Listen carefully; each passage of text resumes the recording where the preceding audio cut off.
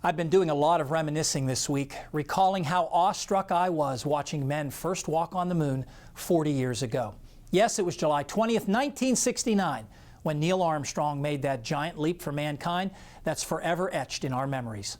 4 days earlier, thousands of spectators camped out on the beaches and roads adjacent to Kennedy Space Center to watch the launch of Apollo 11 at 9:32 a.m. Weather not an issue, partly cloudy skies, temperature 85, light surface winds. As the Saturn V rocket propelled the astronauts skyward, maximum winds aloft were only about 20 miles per hour, well within the safe range for launch. The trip to the moon was uneventful. There were a few anxious moments for Armstrong and Aldrin. As they tried to land on the moon in the lunar module, Armstrong had to manually pilot the last few hundred feet of descent. They touched down on the lunar surface, several miles west of their intended landing site with less than a minute of fuel left. 6.5 hours later, Armstrong became the first human to set foot on another world, those ghostly black and white images seen by an estimated 600 million people on Earth. The biggest weather-related issue of the mission came on return. 3 days before Apollo 11's scheduled splashdown, military forecasters at Hickam Air Force Base in Hawaii noticed huge thunderstorms with tops to 50,000 feet forming right over the patch of ocean where Apollo 11 was scheduled to splash down.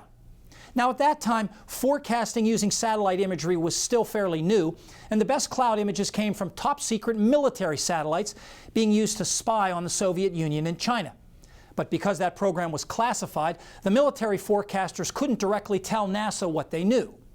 The information had to go all the way up the chain of command to a rear admiral before it was passed to NASA, and they altered the re-entry plans to bring the astronauts down about 250 miles from their original planned location. And just after sunrise on July 24th, they splashed down about 1,000 miles southwest of Honolulu, only 13 miles from the recovery ship, the USS Hornet. The astronauts had taken anti-motion sickness pills before re-entry, anticipating choppy seas, and that's what they got. At least 6-foot waves, though Aldrin said it felt much worse. The seas actually turned the command module over, so it floated small end down for about 10 minutes. Within an hour, the astronauts were recovered by helicopter and immediately placed in quarantine that lasted 3 weeks for fear that they'd brought back pathogens from the moon. Today, the command module is on display at the National Air and Space Museum in Washington, D.C., sharing the main exhibition hall with other pioneering flight vehicles such as the Wright Flyer and the Spirit of St. Louis. Paul Knight is back with the extended forecast next.